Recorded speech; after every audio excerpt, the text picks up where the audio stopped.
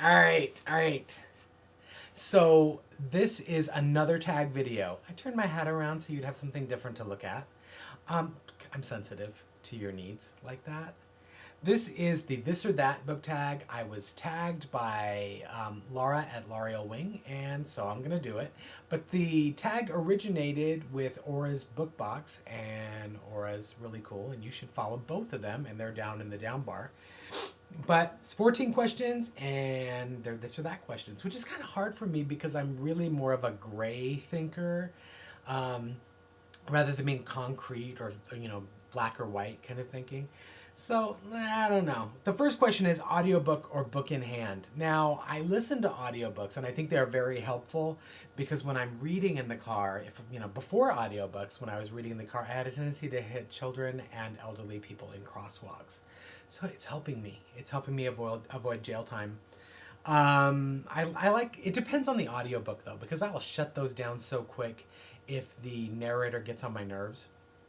But some are really, really good, and I just enjoy listening to them. But, nothing's going to beat a book in your hand, right? Not really. Number 2 is soft cover or hardback. You know what? If it's not mine, I don't mind reading a softback, but a soft cover. I mean, if it's not my book, I don't mind picking up a paperback. If it's from the library or whatever. But if I'm going to buy a book and sort of spend money on it and put it in my bookcase, I'd much prefer it to be a hardback book. And I'll go back and look at, first editions and things like that before I buy a paperback.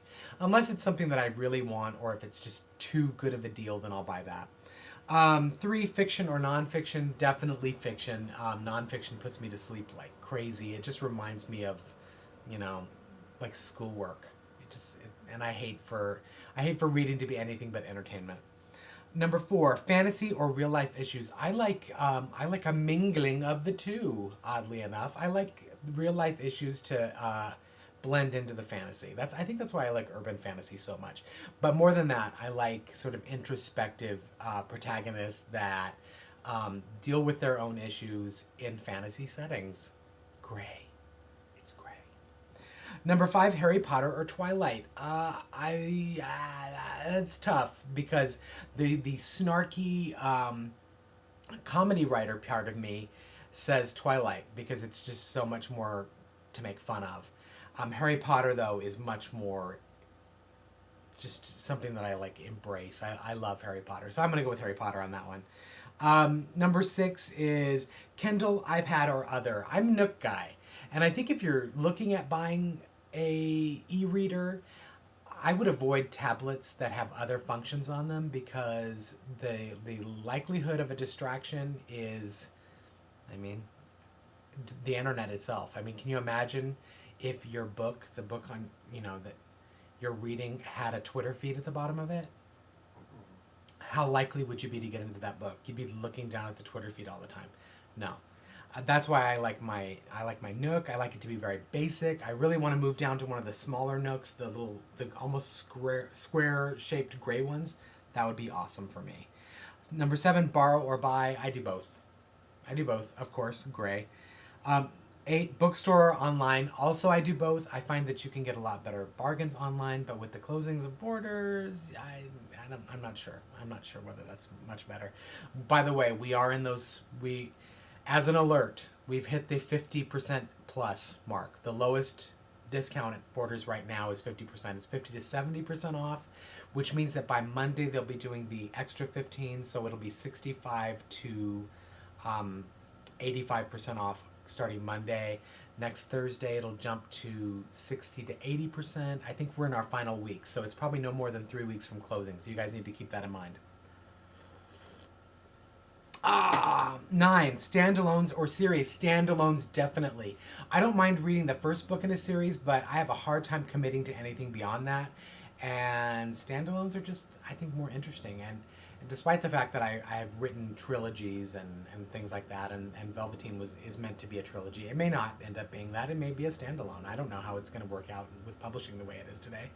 But I prefer writing standalones. And the book that is my option book for Random House and Delacorte is definitely going to be a standalone book. I'm not going to pitch another series to them.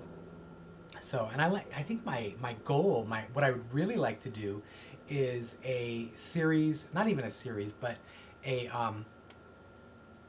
a group of standalone horror slash possibly horror comedy novels, horror satire novels, um, geared towards YA and not really connected to each other, not set in the same world or anything, but just sort of fun.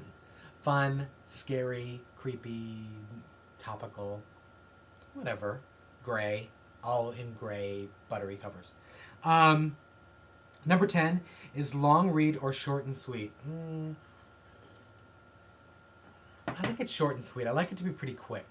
I like a really quick read and in and out. If it's super long, it starts to bother me. Especially, I'll really start to look at where they could have shortened it, and that really takes me out of the story because then I move into sort of an editorial kind of a viewpoint.